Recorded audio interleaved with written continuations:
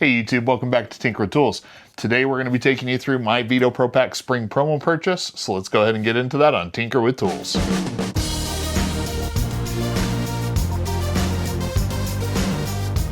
Last year I walked you through a loadout video for my Veto Pro Pac TP-XXL, which at the time I called my Toolbag Endgame. And that TP-XXL really fits just about any need that I have, and I've loved using it over the last year. My only complaint about it is when it's loaded out like that, it is a bit on the heavy side, tipping the scales at roughly 30 pounds.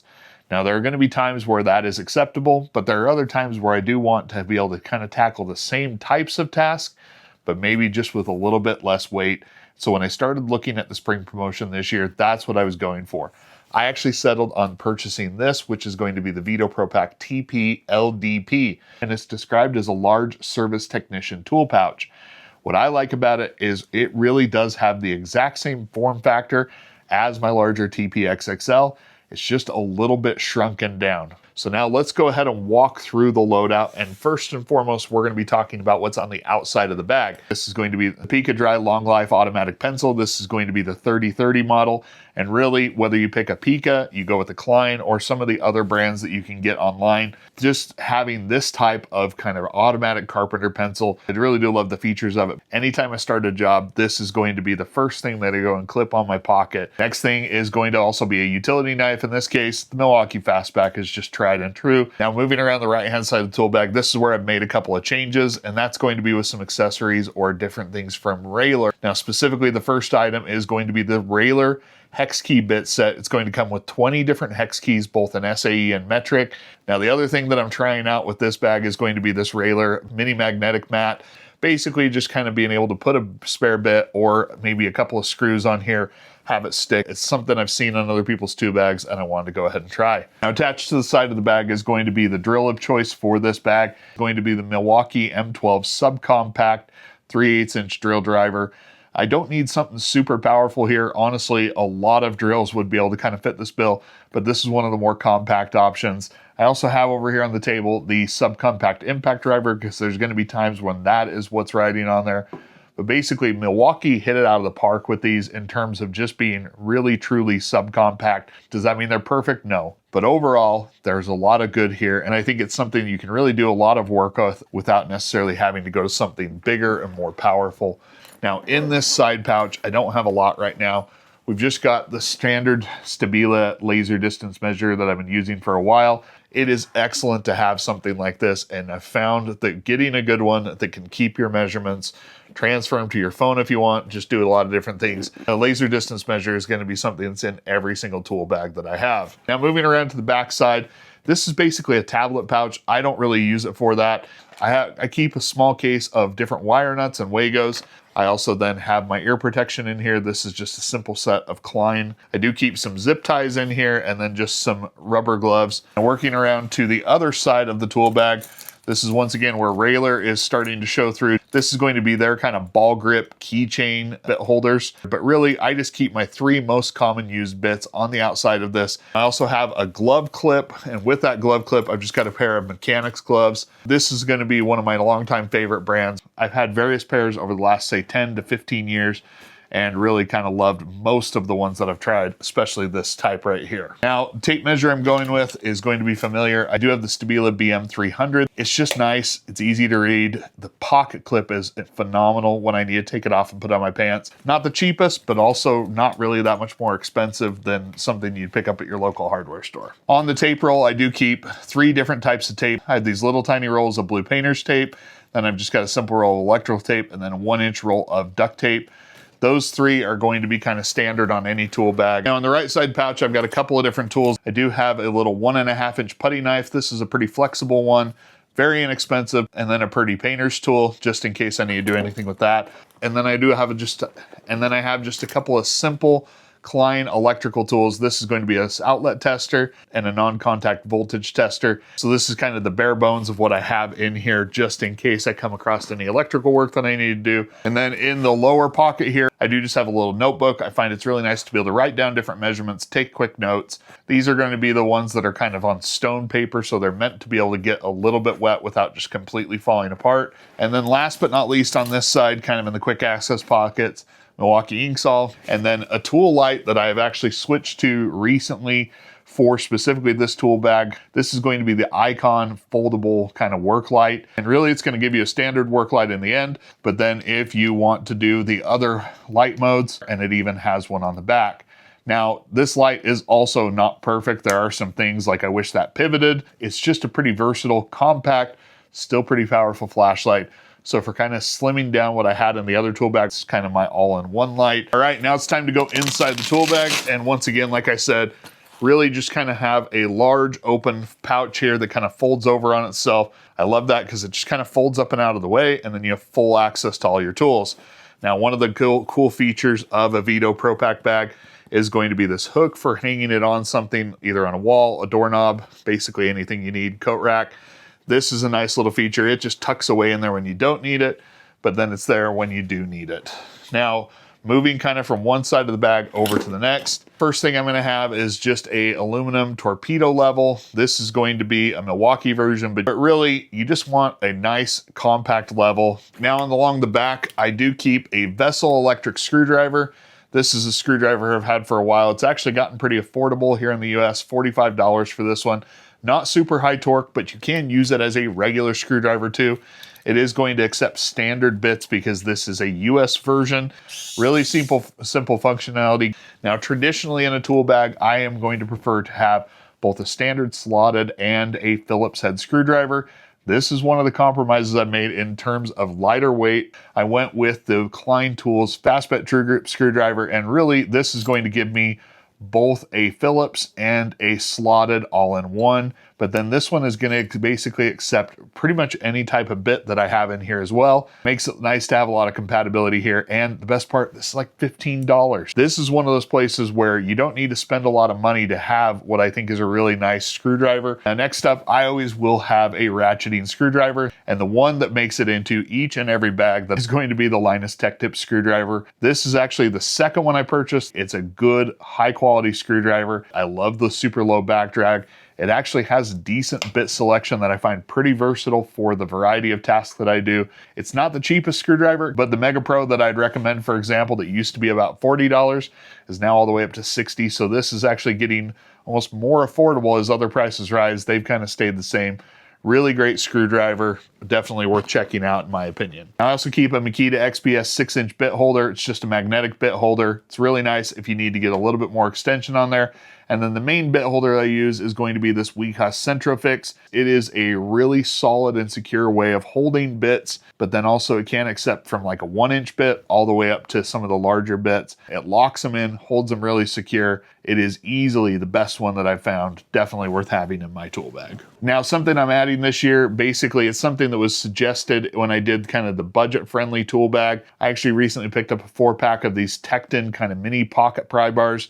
This is just one of them, so you do kind of get them as a part of a 4-pack. But since I don't really have a full, thick, slotted screwdriver for using for prying, this is going to be kind of what I'm going to use instead. Another item that came from that kind of budget tool bag was just having some sort of center punch or nail punch. You can get these in 3-packs. You can get them from different brands. This is going to be, in my opinion, a super premium wrench. Baco is owned by Snap-on, and if you buy, for example, a Snap-on adjustable wrench, you're basically just getting a rebranded Baco wrench. This is going to be a pretty wide mouth wrench for the size, even though it's only 8 inches. Really nice wrench. There are obviously more affordable options, but for the money, this is a pretty premium wrench and one that I like to have. And then every tool bag I have has one of these Klein 27-in-1 precision screwdrivers. You got bit storage in the handle. Good bit selection. This one is actually the 27-in-1 Tech. This one is going to have various different bits that are going to be used for taking apart electronics. It still has a lot of the standard bits that I'd use, and so $20 or so, great purchase for any tool bag. All right, now getting more to the pliers. This is where it does get a little bit pricey. The first pliers that I'm going to have is going to be the 7-inch Snap-on long nose slip joint pliers. Have various different gripping options. These are the ones that are known for being able to pick up a coin flat off a table. Now, previously I've used the Icon 9-inch version, is because not many people make this in a slightly smaller set, at least not one that's really high quality that I've found yet. So this is why I actually paid Snap-on prices for these. If Icon were to come out with a $25, $30 version of this, I would jump on it instantly. Really great set of pliers. Knipex Cobras, these are the 7¼ inch version, just to kind of keep size and weight down. I don't think much needs to be said about Knipex Cobras. They're the best water pump pliers on the planet, in my opinion. Then over in kind of that other pocket, I do keep a Knipex Pliers wrench. This is once again the 7¼ inch version, along with the adjustable wrench. If I ever have to have the need for 2 different wrenches, this is going to be kind of what I'm going to use most of the time, and then go to the adjustable wrench when I need it. This is a little bit more expensive, and there are other versions of this that I think are acceptable at a lower price point, but definitely pliers wrench favorite and will be in any tool bag. Now in my more expensive bag, I do have the Knipex forged wire strippers. I think they're great. In this bag, I was kind of going back and forth between these like stamped wire strippers here, the Klein Curve, but then also kind of their new slim forged wire strippers. Either that or this will be in the tool bag. Either one of those would get the job done, so kind of both are good to have there. Now right up front, it's going to be a pair of these 7-inch titanium shears. This is the Crescent Wisp. These are just awesome. They kind of are going to work for my scissors or cutting option, but then also they can cut through a large variety of tasks. Really do love these. They're excellent here. One of the things I've wrestled with the most was what to include for a socket solution in here. In my larger tool bag, I have kind of the Klein Essential set that is going to be their pass-through sockets. It has SAN metric, it has some bits, obviously a lot of versatility. They're impact rated. Didn't really know what I wanted to go with in a slightly smaller option. What I have settled on though is going to be the Icon kind of meme set, socket and bit set that they do have here. And really this is going to give you a lot of versatility. I like that it includes both SAE and metric sockets.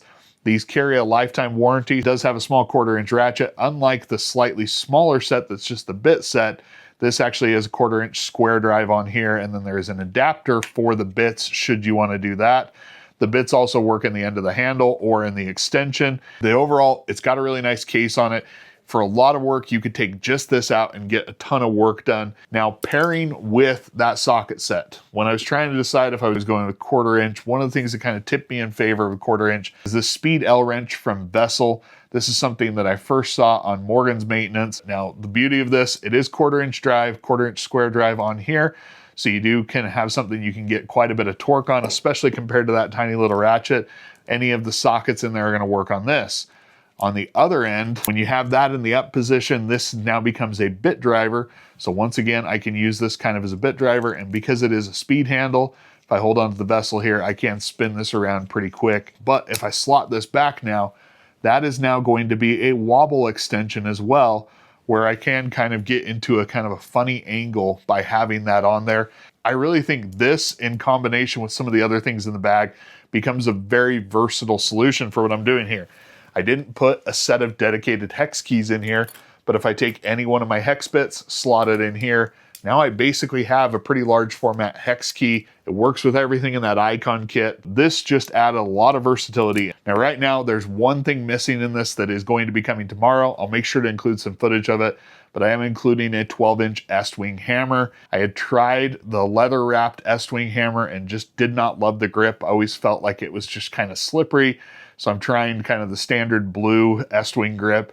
I think that's going to suit me a lot better, and really I'm hoping that it'll fit well into this bag. All right, so with the load out of the way, obviously there's a lot of money in tools sitting here in this tool bag. It is going to be significantly cheaper than that larger, heavier bag that I have. This one actually comes in around $1,300 for everything that's here. Now, I didn't purchase those tools overnight. Many of these were purchased over several years. Some of them were purchased versions for this bag, but overall, I did have one that I could have taken out of somewhere else if I really needed to. So right around $1,300. But if you wanted to save a little bit of money while still accomplishing the same basic loadout, I do have some alternatives that are a little bit lower cost. So for example, instead of Knipex, which are very nice, but they are a little bit on the premium side price-wise, Toolant offers a 7-inch version of the Pliers wrench and also the water pump pliers that are actually pretty decent. You could swap out the Vessel screwdriver for an Amazon Basics, save about half the money there. The snap-on pliers, that's one where that is a pretty premium item.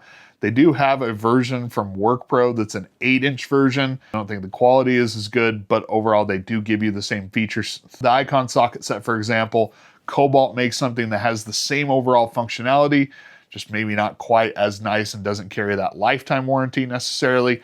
but that one comes in at $34.98, and it's overall roughly the same size, would still probably fit in the tool bag. If you're just make some simple changes like that, this goes from a $1,300 tool bag down into the $800 price range, and that includes the $200 tool bag. Obviously, if you wanted to go with a cheaper tool bag but still kind of get the same thing, you can. For my money, I've found over the years that I really do enjoy the Veto Pro Pac bags. I think they're well made. I think they hold up really well. And I think they have a lot of well thought out versatility, and they have such a wide selection of bags that you really can find something for everyone.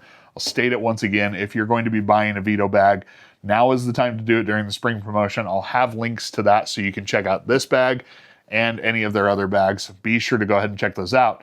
But now this is the time when I want to hear from you. Obviously, this is designed to meet my needs, so there are going to be some things in here that you may change or may do differently, but there may also be some things I've overlooked. For example, I know that I forgot to put the eye protection in here. That's something that is going to be in the tool bag as well. I'm just trying to find the best place to store it, but that will definitely be in there. But I do want to hear, what would you put in here? What are some of the things that I have not included that you would? Go ahead and leave those down in the comments below. I love hearing your tips and suggestions, because several of the items in this tool bag have been influenced by viewers like yourself in the past, leaving a comment and letting them know something they do. And I really do appreciate that. I know other viewers appreciate it as well. If you like this sort of video, go ahead and hit that like button. And then if you haven't already, please consider subscribing. Make sure to turn on notifications so you get notified when I put out a new video. But as always, thank you for the continued support. Thank you for tuning into this video. And until next time, I'll catch you on Tinker with Tools.